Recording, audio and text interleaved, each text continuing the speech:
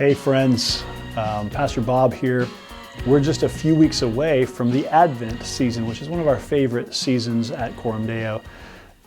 In this weekly update, I don't really have a whole ton of things to put on your calendar or to update you on. Instead, I want to take a minute just to talk bigger picture about how to engage one another. Here's what I've noticed, right? As coronavirus cases go up, as we're all a little more nervous about all of that, what do you do when you come to church? How do you engage people?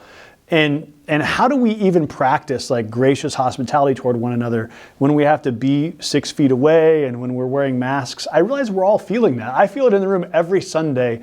We had a meeting with the worship team and musicians and tech team last week. And one of the things we just acknowledged is it's so hard as a preacher and as worship leaders because you depend so much on reading the faces and the nonverbal expressions of people in the room.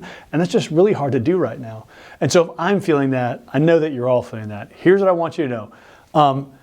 Number one, there's tons of grace, right? So let's just do the best we can with one another. And I think we're in a season where just staying committed to loving one another, serving one another, being together is the win. As awkward as it might feel, as strange as we don't know, do you want an elbow bump or do you want a fist bump or how do we greet one another? All of that stuff that happens when we're interacting together. Hey, let's just do the best we can with all of that, because I think just persisting as the people of God in seasons like this is part of the win and part of the victory, right? We just want to remain committed to gathering together for worship and to being the church.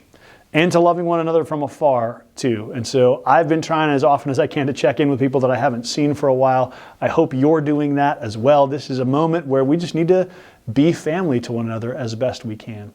Now, as we head into the Advent season, we're going to continue our series in Abraham's life. And so whereas some years we sort of preach on the major themes of Advent, this season we get to celebrate the birth of Isaac, the miraculous son. We get to celebrate the death of Abraham and Sarah and the ways that they die in faith, looking forward to the promises, anticipating what is yet to come. And so all of those Advent themes are caught up in the Abraham story, and it's going to be really fun to enter into that season together.